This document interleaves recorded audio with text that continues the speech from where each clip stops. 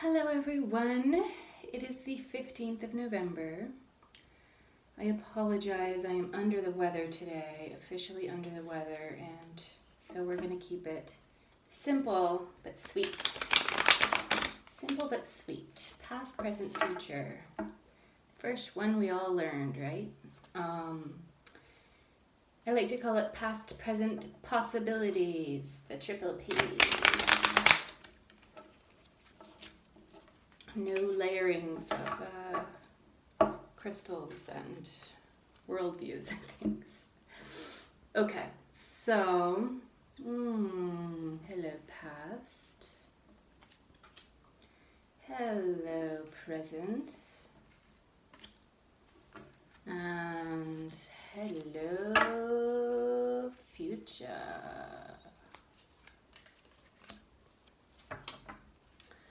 Not sure why I did those backwards, so let's fix that. Wow, cool. A couple of really good major arcanas and a king. Kings, kings, kings, every fucking day. Interesting. So, in the past, we have the Hermit. And the way I look at the position of past in these things is, this is the elements of what has gone before, usually in your own lifetime, that are playing into today. So, really this is obviously a daily tarot, so this is about the present day. But in any case, the past position in tarot is always indicating for me what are the influences on the current situation that are being especially influenced by the past. And we have the Hermit. Yes, the Hermit. So, major arcana card, clearly the past is coming in strong into today's influences. The Hermit is, it's the Hermit in that there's some solitude in there. The Rider-Waite has a guy with a lantern, which I always like to point to because the Hermit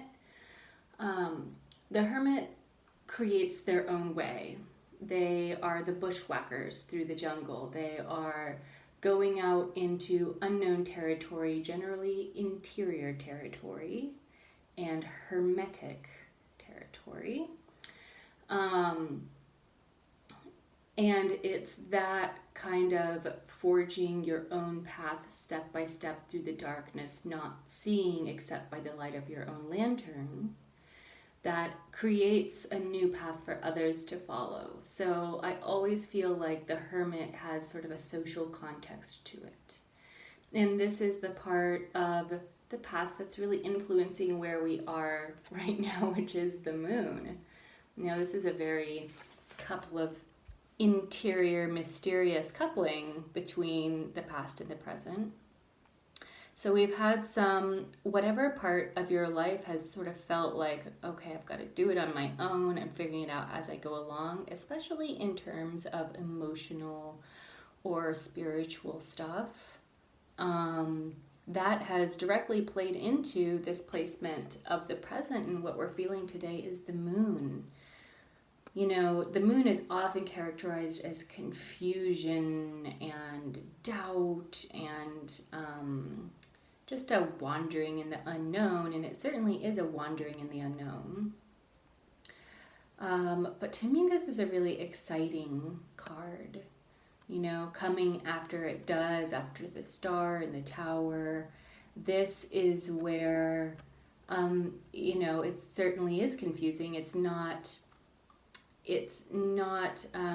unchallenging to go into unknown interior landscapes, whether that's just having your emotions befuddled on any particular day, or maybe having an illness to deal with, or just discovering a new part of yourself in the world. But it kind of takes those things that you might have experienced in the tower and it layers it with this really rich, intuitive landscape.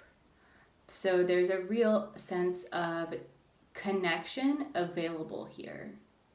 And of course, it leads into the illumination and the nourishment of the sun. So it's definitely the dark before the storm. It's kind of another place where a dark night of the soul can happen, but in a really sexy blue light, specters moving through the shadows, interesting, absurd landscape kind of way. My kind of place, I'm gonna tell you. So, possibilities, aka futures, we have the King of Cups. Wow, no mistake that the king that comes up today, of all the kings that keep coming up for us lately, is cups. And cups are emotion and intuition, I would say in this case specifically. Intuition, having just gone through the hermit and the moon. So the possibility coming out of this current space of mooniness is this mastery of emotion. And this emotion sort of played out into a society or universal connection in some way, because kings are servants. Kings are servants of the greater good. The thing that the mastery in the leadership of this this character, these of kings, the mastery that is talked about, the leadership that is talked about, is that of kind of being in service, because that is what kings do. There's sort of an ego death that happens as we integrate all the various elements.